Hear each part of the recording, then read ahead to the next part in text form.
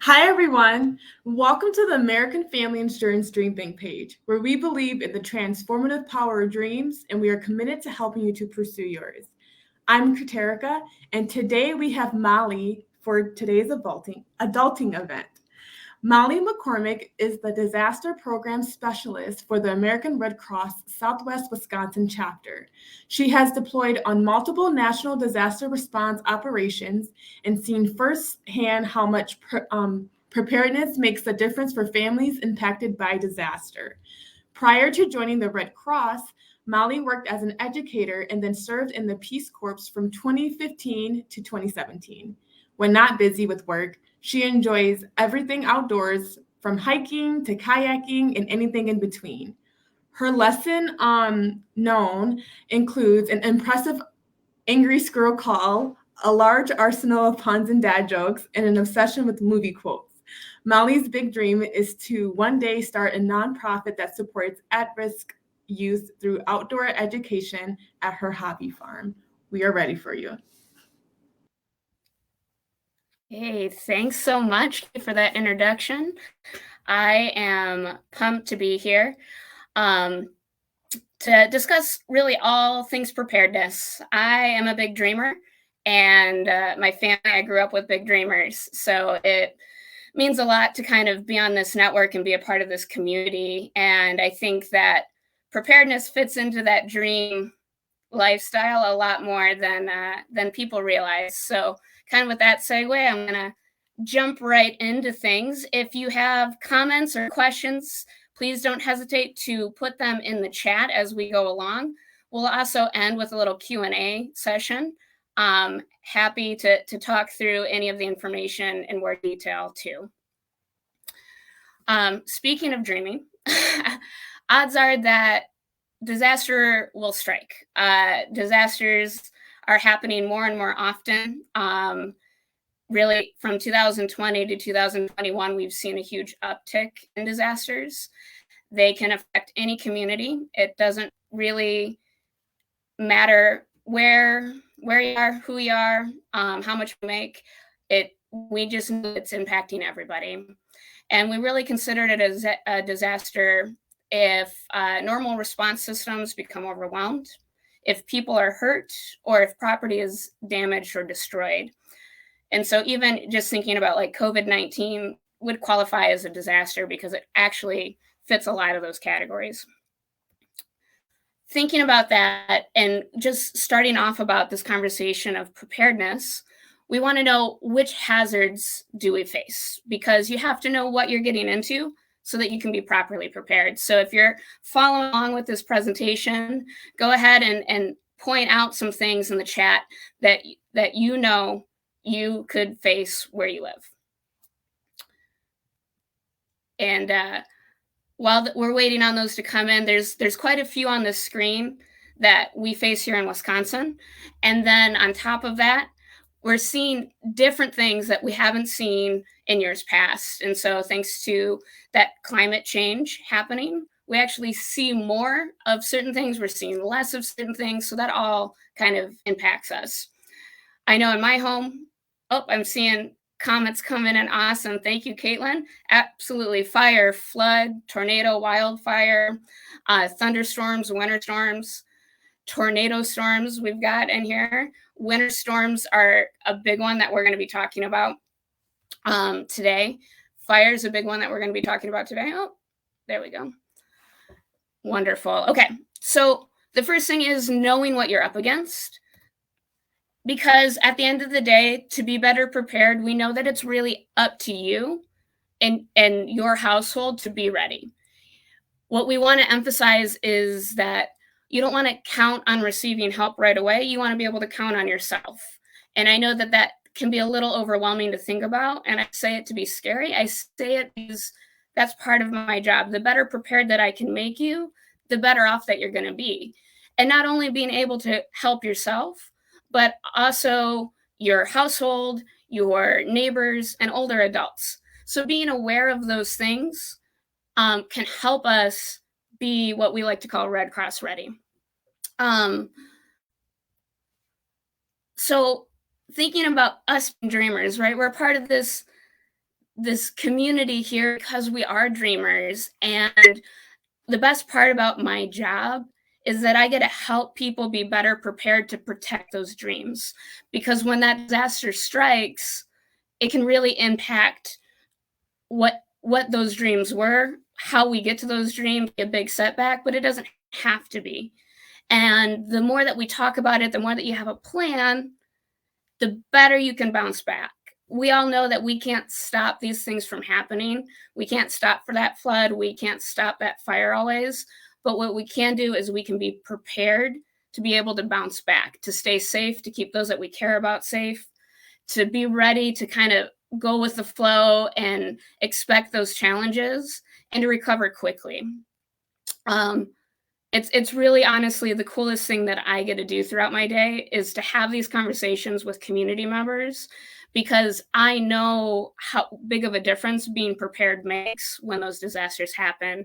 And we do this across the board at the Red Cross. This is a big part of our mission, is making sure that our communities are better prepared.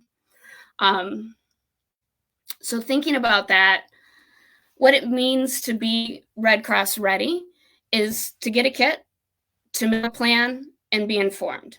So we're going to talk about each of those three in a little bit more detail. But as I'm talking, I want you to be thinking, okay, yeah, I have that, or oh, I can get that, and I'm going to give you some skills along the way. But the big thing about being Red Cross ready is some of it is a lot of common sense things that you already know. I could go and talk to a lot of you and you'd be like, oh yeah, like I know that, or yeah, I've heard that. My issue with preparedness is that people know what to do, but they don't often do it. How many of us actually have that kit in our house ready to go? How many of you actually have a plan that's written out and that you practice it and you talk about it with your household? How many of you are able and can track the way that you stay informed when it comes any kind of disaster, any kind of news update? And so that's really our mission today. So thanks for hanging out with me, and let's get into some details. Let's get into the nitty gritty of getting a kit. What that means is having a household kit that is supplied for at least 3 days, but 2 weeks is better. As I'm going through this slide, I want you to throw into the chat some ideas. What should you be putting in your kits? What are some things that you already have at your house that it would be nice to just gather together and have in one place? I think about some of those items that before I worked at the Red Cross, I just had scattered. And I knew that I had them. We're big, as my intro said, I like the outdoors and we're big campers. So we have a lot of good supplies, but it doesn't do me any good when it's the middle of winter and it's in my garage because it wasn't something that I was planning on using. So thinking about that and building up a household kit, having it in one supply. Additionally, having a go bag. So having that supplies that you can quick grab in case you have to leave your home quickly. And making sure that you have supplies for each member of your household, which also includes our pets. My dog's a big part of my life, and I want to make sure that I'm taking care of her. She needs to be a part of my plan. So when we're working through this as a family, we're including that. And I love it. Caitlin, you are on top of things. Right in the chat, I see that pet supplies, having that ID, having dry and warm clothing, having cash handy. I think that that's a big one that a lot of times people forget about, is if the power goes out, you want to make sure that you have cash handy because you might not be able to use a credit card. You might not have access to an ATM. Having water, having a first aid kit, having medications. And that really ties into this last bullet point here about customizing for personal needs. So we're going to talk a little bit more about that. And again, focusing on what could happen in your neck of the woods. Right now in Wisconsin, we're coming up on winter, and we'll talk about that at the very end, some specific things to winter storms preparedness. But kind of knowing that and having that season in your mind for what you're putting in your kits. Yes, Francisco, cookies, caramels, and ice cream. Because when disaster hits, you need something that comforts you. That might be my favorite answer that I've ever gotten on a presentation. So thank you for that.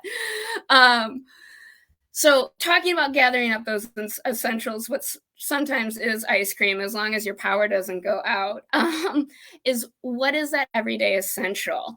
And what are the needs of every household member in our house? And then the last thing that I want you to think about is how to keep it fresh. And so a lot of the things have been mentioned in the chat, but talking about water, think about that for a second. Think about how much water do you actually need a day? And I want some guesses going into the chat if you're playing along. If you're eating cookies and caramels, you might need extra water. So think about how much do you need per person in your household.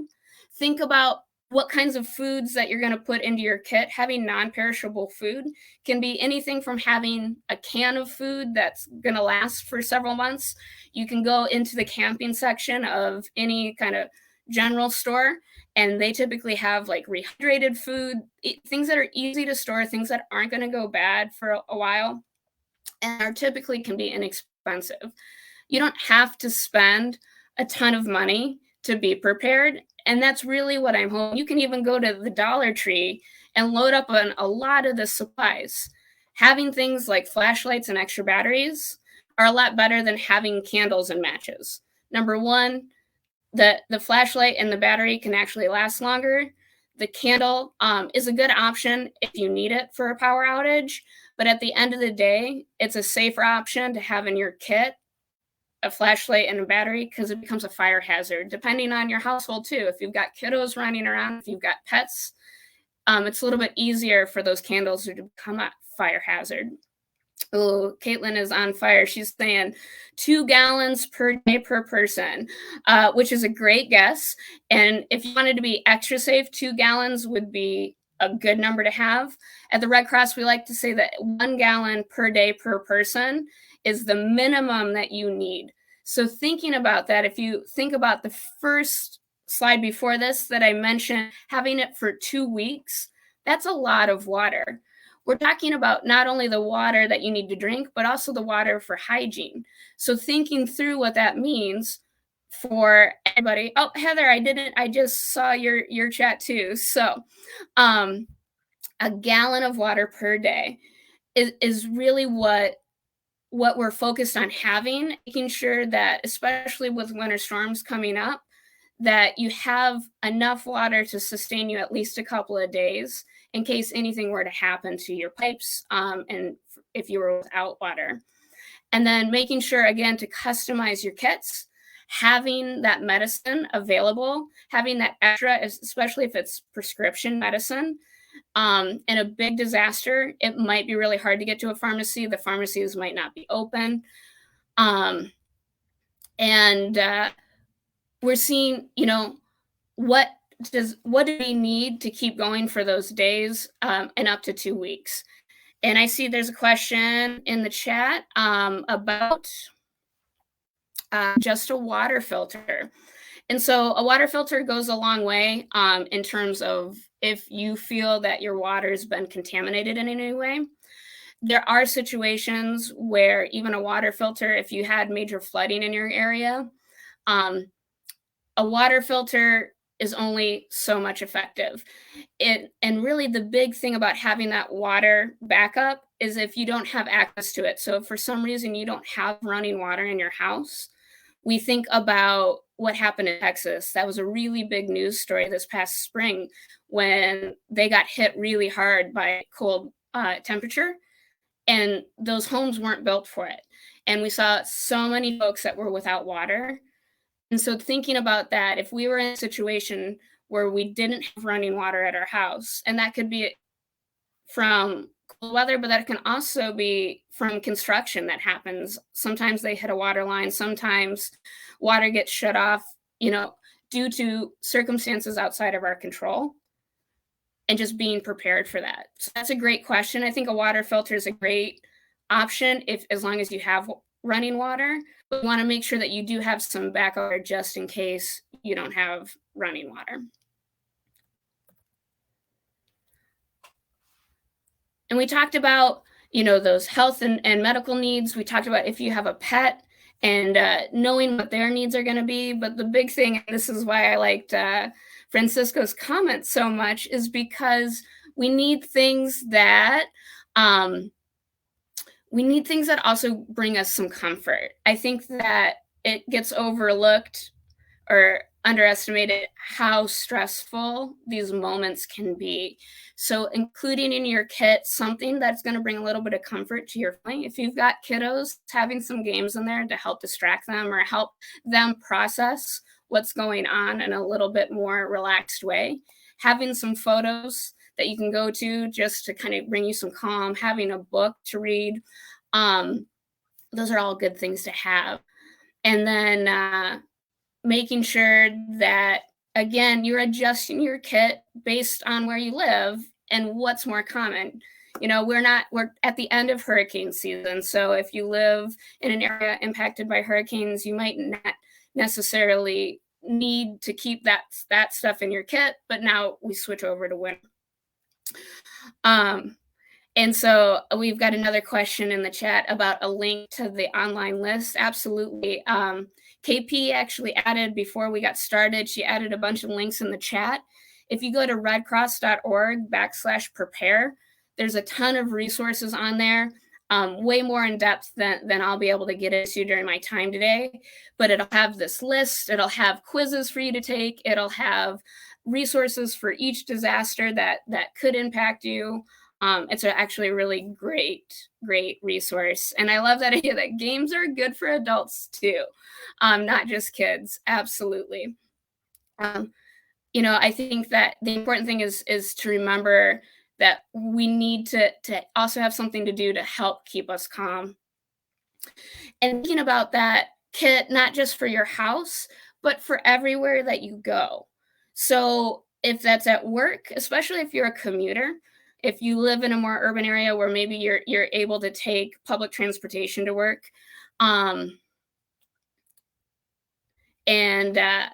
getting that general setup in case you get stuck at work, in case you're going to be on the move and traveling, having those extra things for you is going to be really pivotal. And the big thing, and I grew up with this because, in the Midwest, we really push this, having that extra supplies in your vehicles is really going to be clutch for any kind of disaster, including just having your car break down and being stuck on the side of the road. I live in a really rural area. There's areas that don't have cell phone service. So I always make sure that I have food and water in my car. I have a first aid kit in my car at all times. I'm a big believer in the multi-tool. I probably have half a dozen multi-tools because I keep one in all of our vehicles. I keep one in our camping supplies. I keep one in our house because I just value that it's small, it can fit anywhere. And when you need a tool, it comes in really handy. And we'll talk a little bit more about seasonal supplies coming up as well. So let's keep it going. So that's getting a kit. Big important part about that is also making sure that you make a plan. Having the kit isn't enough to really be prepared. So thinking about making a plan. So knowing what you're up against, how many household members who travel in your house, and thinking about those details, having discussions about specific needs, whether that's medication, whether that's physical ability to move around, depending on if you're making a home fire plan, which we'll also talk about a little more detail, but thinking through every need of the individuals in your house and also your neighbors. If you have an elderly neighbor, what would they do if they had a home fire? It's okay for you to have those discussions with them because we're a community that supports each other, right?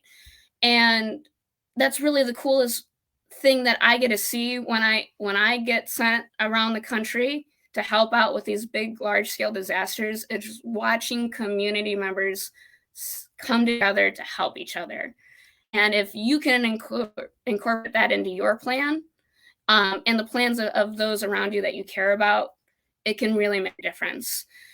And even having a first aid kit for your pets, again, that website, that Red Cross /prepare, it's going to have a whole section on pet care.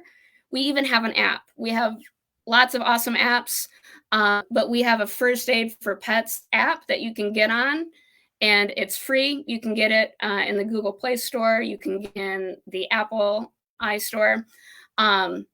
It's actually really cool. I have it on all of our phones, and we utilize it because my dog is trouble. She likes to get into things she shouldn't. So it's always good to kind of double check that.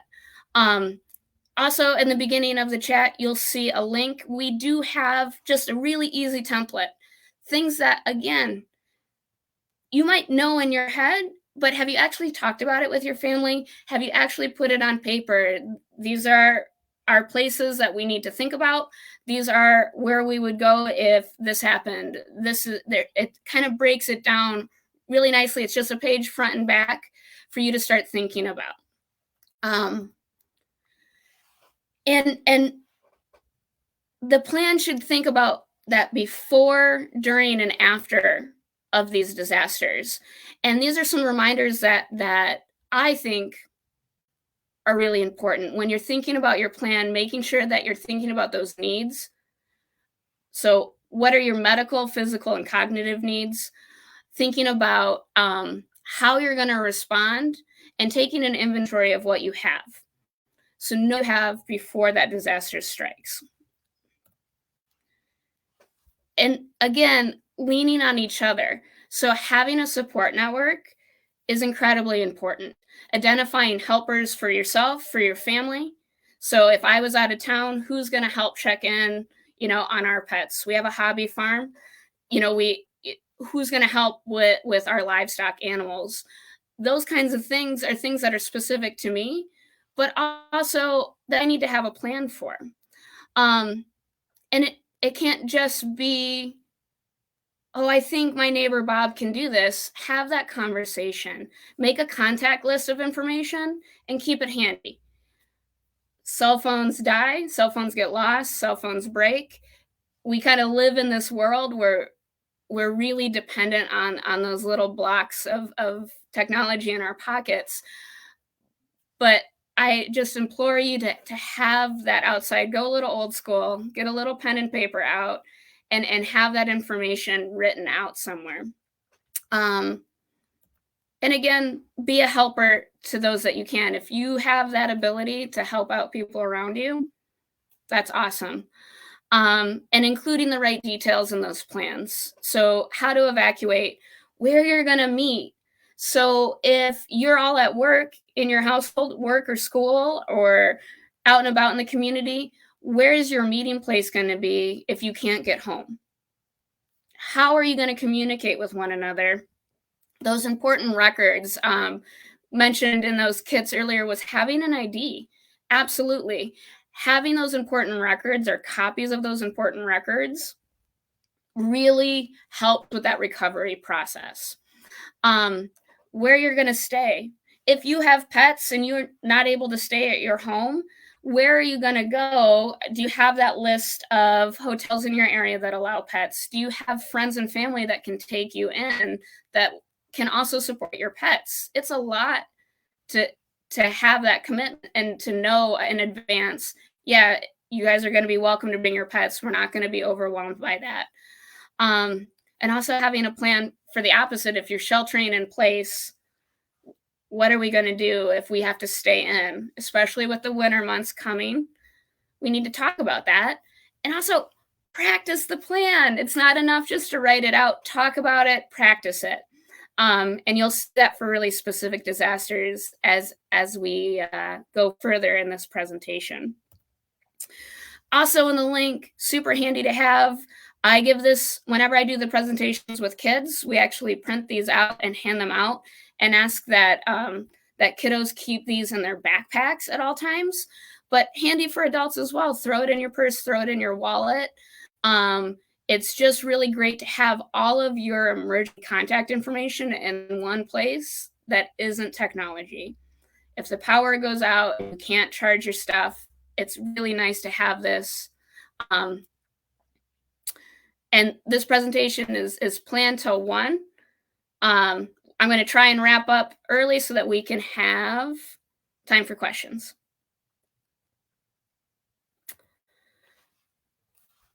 Another thing that I like to kind of just out there is the emergency app. We have the emergency app, we have the pet first aid app, and we also just have regular first aid app. All are free and super handy to have.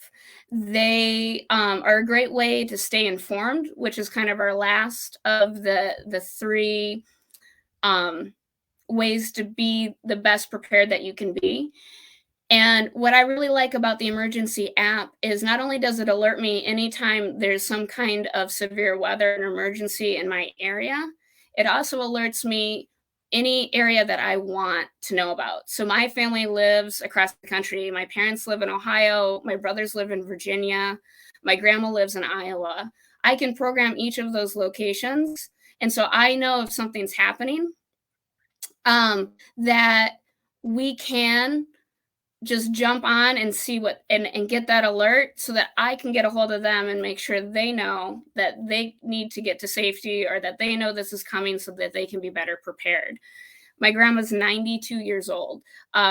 She lives in Iowa, and a big scare for us is tornadoes.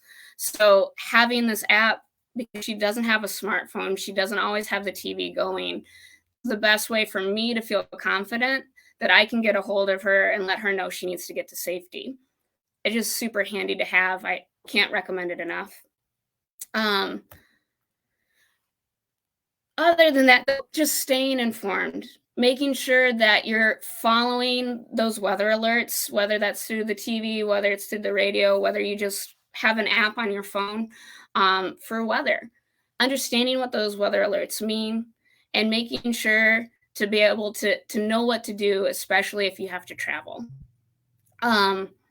So keeping that going, staying informed helps you know what to anticipate and to be ready for it. And I hinted at this earlier. I think something that we overlook in general is kind of our emotional health. We get very busy, we get really caught up in other things. It's really easy to overlook. But it's just a reminder that disasters are incredibly stressful, and to know the signs of stress, that what's the might not trigger you in a normal situation might have a bigger impact right now. So make sure that you're thinking about that and ways to best handle that stress, and know to help if you need it, or have somebody in your life that you know is kind of your go-to to talk to when you just need to talk things out. And then Caitlin, I see you had a question about the NOA or the NOAA radios. It's still really handy. And the reason that I say that is because in the community, if the power goes out, radio still goes. So if you don't have power, you're not going to be able to turn on your TV. You're not going to be able to have the same access. Your computer might not work. Your Wi-Fi is probably knocked off. So that's why we still push for that kind of that old school radio. And believe me, I work with the National Weather Organization. They still push out all of these alerts, all of the weather through radio. It's kind of a good fail safe. So is it necessarily the best thing to have? I still think it's a high priority on a list, unless you have an alternative that can give you the information if cell phones were dropped, if power was out. Good questions. I'm going to just kind of keep going. I'm going to talk about two really important disasters. And the reason that I'm talking about home fires is because it's actually the #1 disaster that we respond to at the Red Cross. And we'll play a little guessing game for you. We're going to guess, how often do you guys think that the Red Cross responds to home fires in the United States? So we're talking the whole country. How often do you think that we respond to home fires? As those guesses come in, I'm going to kind of go on to the next slide and talk a little bit about some important things to know. And then we'll circle back to that pop quiz kind of question. So we know that the #1 cause of home fires is cooking. We know that the second leading cause of home fires is actually from electronic devices. So electric, that can be either the appliance itself, it can also be the wiring. And then we know that while it's not a leading cause for home fires, it is the number one cause of death in a home fire, which is smoking. So I kind of like to point those things out to get our heads in the right space for when we make a plan for home fires and what we do. And I see we've got a guess 5 times a day is Caitlin's guess, which is a good guess. And Kayla's saying she doesn't have any idea. However, in all of her life, she's never seen the Red Cross in a home fire in a Black neighborhood in Chicago. And that makes me sad. Kyla, I don't work in Illinois. However, I know we have a big presence in that area. I know that we respond across the country every 8 minutes to a home fire. We don't get called for every home fire. Please, please, please, if you know somebody impacted by a fire, have them call the Red Cross. It's the national number. So anywhere in the country, if they just call 1-800 Red Cross and let them know they've been impacted by a fire, that enables us to reach out and to provide support. Really, really important work that we're trying to get into every community. So please, please, please spread that information and help us get that word out. We rely a lot on our fire department partners to give us a call when things are happening. So absolutely. And thinking about fires and us planning for this, other information that is incredibly important to share out today is ways that we can help reduce home fires. We just saw that the number one cause of home fires is actually from the kitchen. So stay in the kitchen when you're cooking. I know it's really easy to get distracted. It's really easy to get a phone call and step away. But just remind people, and when you're teaching your kids to cook, when you're working with your families in the kitchen, have that just be a family rule. Don't leave anything unattended on the burner. And if you can, please get a fire extinguisher. You can get really little ones. You can pick them up even at Walmart. They'll have them pretty cheap. And we like to rhyme at the Red Cross. It's a thing for us. And so we like the rhyme, keep an eye on what you fry. It's just a good reminder. Just say it over and over again to the people that you love and care about to help minimize that risk. And then we want to also think about space heaters, especially when we're coming from the Midwest. It's starting to get cold at night. And making sure that with those space heaters especially, you remember the phrase 3 feet from the heat. So if you have a space heater in your bedroom, making sure that it's not close enough to your bed that if you were to kick a blanket off, that it's going to fall on that. We see that a lot this time of year. We see a really big uptick in fires in fall into winter because people are starting to use their heating systems. They're starting to use that supplemental heat. And it's really easy. A lot of the stuff that we have these days is full of chemicals, and a lot of the fabrics are as well. And so it's really about being smart, keeping it from the heat. If you have heated blankets, making sure that you read all of the product information. Leaving that heated blanket plugged in on your couch isn't a great idea. You think about the polyester in your couch. So just making sure that you're being safe with it. Heated blankets aren't a huge source from my knowledge, but again, it's about knowing the products and being safe, making sure that you're plugging it into an outlet and not an extension cord, making sure that the cords you're using safely. And we look at those numbers, it's just malfunctioning products, but it's misuse of those products. And again, having those little fire extinguishers around are handy, especially in the kitchen. They usually come with an expiration date on them. If you're not sure, you can always check with your local fire department. And then other areas, there'll be stores that there's companies. I live on the west side of Wisconsin, and we have Mississippi welders. They can do a test on it for you. So just being able to do a quick search and see if there's any place near you that actually checks your fire extinguisher is a good way to keep up to date with that. And I hope it goes without saying that smoking is dangerous, that when we see those higher risks, it's because people have fallen asleep and they were smoking in bed. So just really be careful with that. If you are a smoker, if you have parents that are smokers, just having those conversations with them and making sure to keep matches and lighters away from reach of kids, because that's another big issue that we see happen, because fire is a curious thing, and when little minds and little hands, they figure it out pretty quickly that it's interesting to play with, and we want to make sure that we educate kids, but also take away that temptation.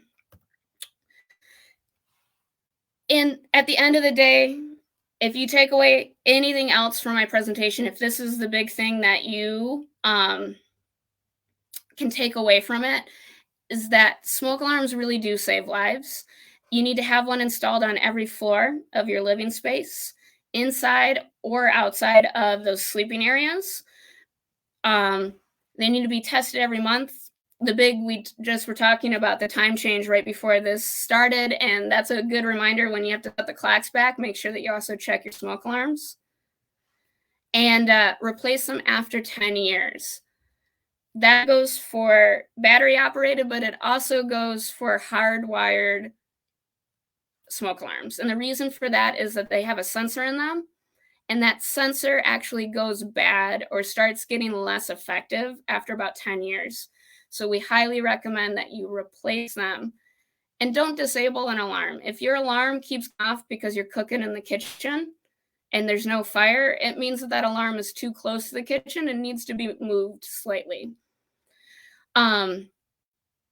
So think about those things. And if you can't afford smoke alarms or you need help installing them, we actually have a program at the Red Cross where we will come install up to 3 alarms for you. Again, information is available on the website. At the end of this presentation, you'll have my immediate contact information as well. Feel free to reach out to me directly if you want to know more about that program. It's a big part of what we do, that we want to just keep people safe. And so we will actually come out. We partner with local fire departments as well. So know that that's an option, and know that it's something to share with your neighborhood too. Talk to your family, know what to do if you do have that house fire. So get out and stay out, find an escape route, talk about your route beforehand, map it out if you have to. Know that if there's smoke, you need to get low and go. Have a designated meeting place, and then be able to call 911 from that space. So those are the big ones. I have a couple of slides I'm going to go through quickly just for sake of time, because I do want to talk about winter safety. I get really excited. I'm sorry, I get very pumped. This is the closest I get to being a superhero. So thank you for being a part of this and letting me live one of my dreams here. So talking about that escape route, you want 2 exits from every room. You want windows and doors that are easily opened. If you have an escape ladder, which you can get at most hardware stores, actually sell them. Some of them are not cheap. Some of them are a little cheaper. But just knowing how to use it and how to practice with or without it. Some you can't open right away. If you open it, it's that one-time use. So think about ways that you can practice that with your kids alternatively. And making sure your escape routes are clutter-free.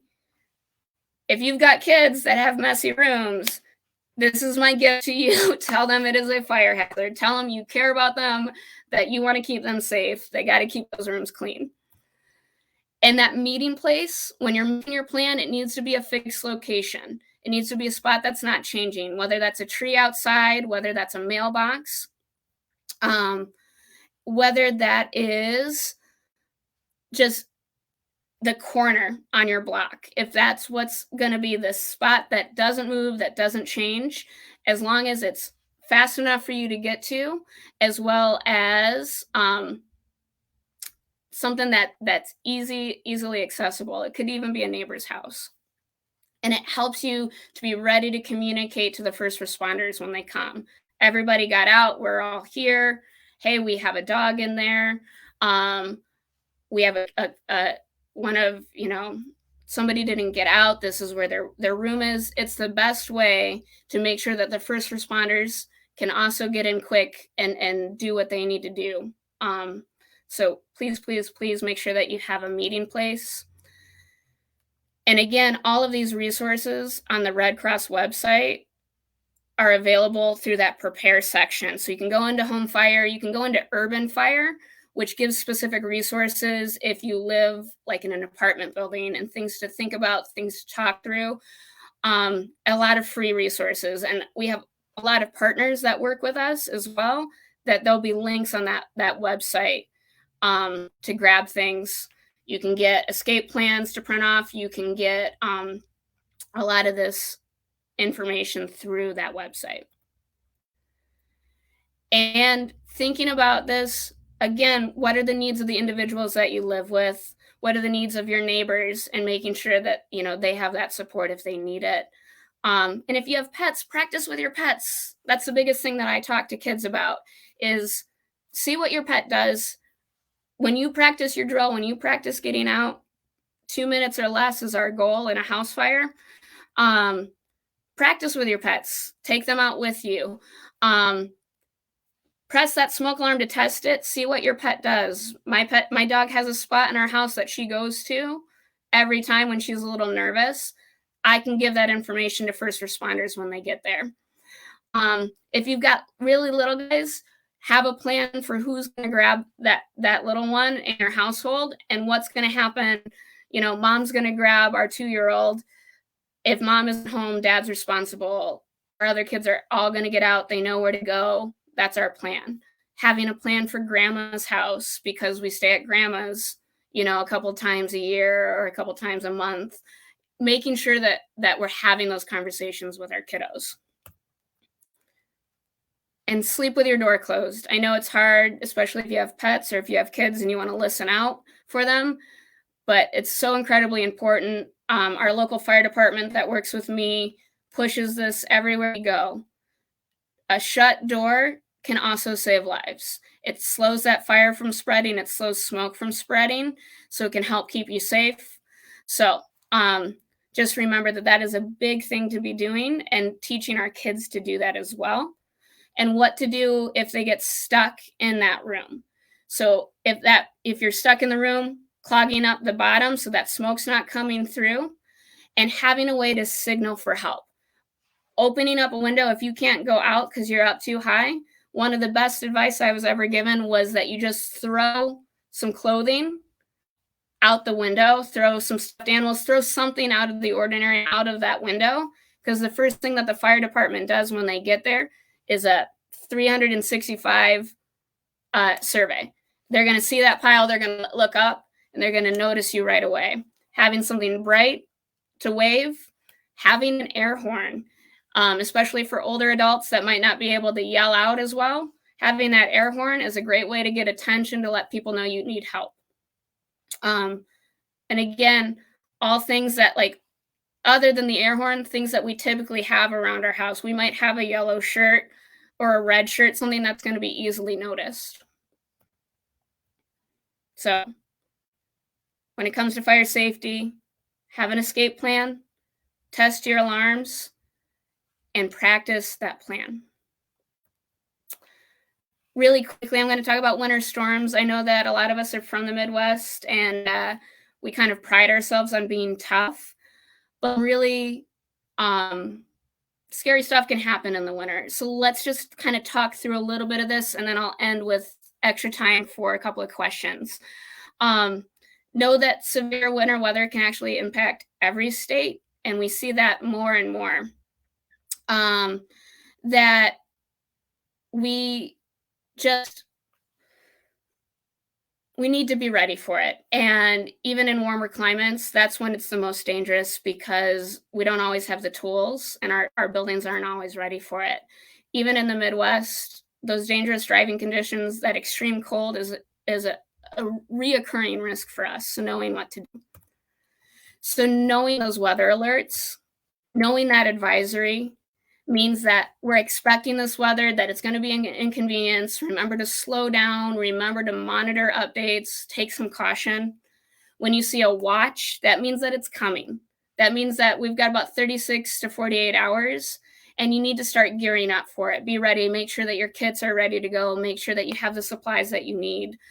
And then that warning means that there's actually life-threatening winter conditions and that you need to take action. Stay inside. So what that means is beforehand, making sure that you're enhancing those kits, making sure that you have a snow shovel available, especially even in your car. They make little shovels that you can get pretty inexpensively. The dollar stores have them. Things like ice melt. If you have a cat, your kitty litter actually works really well in this case too. Extra warm clothing, having a blanket in your car, things to keep in there to keep you safe, making sure that you know where warming centers are in case your heat goes off and you need to go somewhere to stay warm, especially when we see those negative 20-degree days. Thinking about those things, knowing what to do for a power outage, and again, staying informed. And with winter storms, this is the big one, to make sure that you have multiple days worth of supplies if you can. We don't always know how long we're going to be stuck inside. So you just want to be ready to not have to go out, because the best thing you can do during that intense weather is to stay inside. So during that winter storm, stay inside, stay dry, stay hydrated. I think that's an easy one to forget during, we're stuck inside. It's easy to forget that water, but that's really going to keep you healthy and help your body regulate. Making sure that all of your outside heat exhausts are uncovered. I think that that's a big thing that we sometimes forget about. If you have a dryer that, has that outlet, if it's covered by snow, that heat's not getting out, and that can become a fire risk. So just thinking about those things and being prepared in advance, but also think about it and checking on things during the storm as well. Knowing the signs of frostbite and what to do. So again, just knowing your body, watch for that tingling, making sure that you limit your time outside, staying active, moving around. Our fingers and our toes are very susceptible because they're further from your heart. Dressing in layers. They like to say there's no such thing as bad weather, just bad clothing. So just making sure that if you can, dress in those layers, stay so that you can adjust as those temperatures go up or down.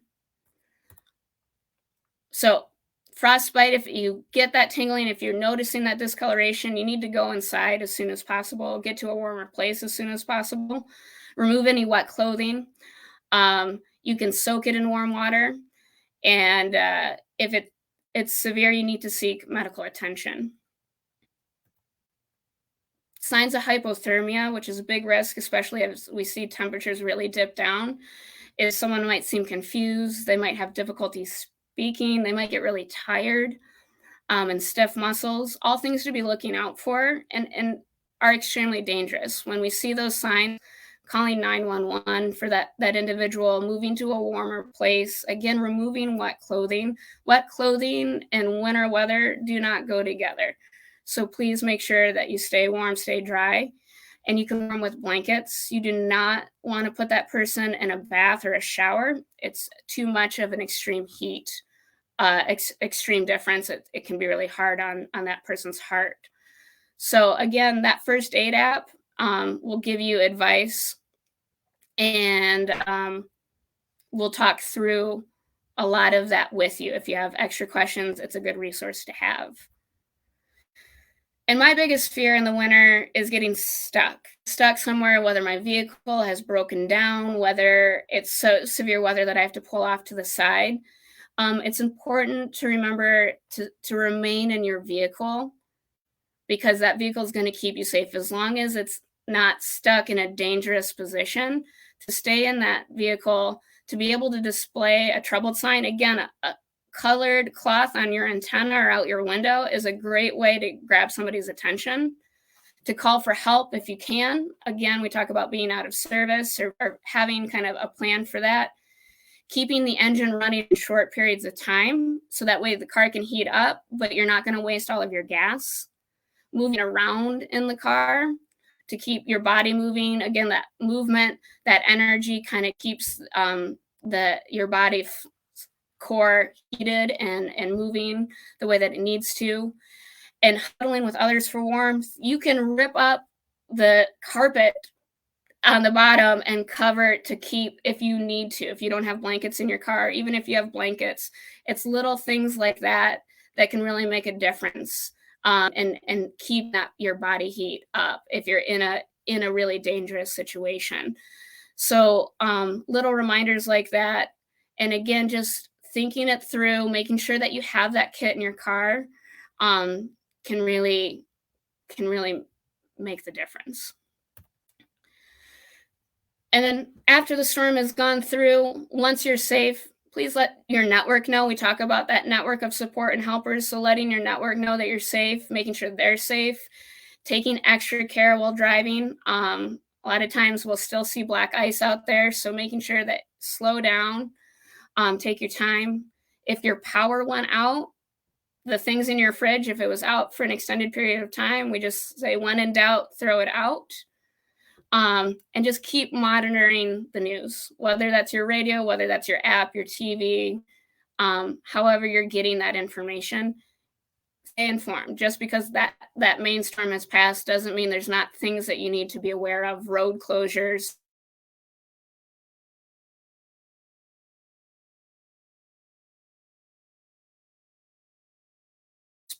Home.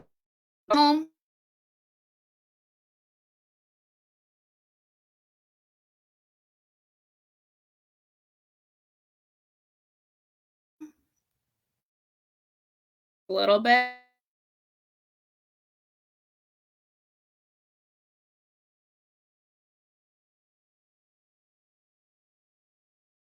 That moving waters, checking equipment, making sure that it's properly maintained, and extra heating materials on hand if you can. Those are all good things to think about. Even just having a hair dryer, because if your pipe freezes, you can get in there with a hair dryer and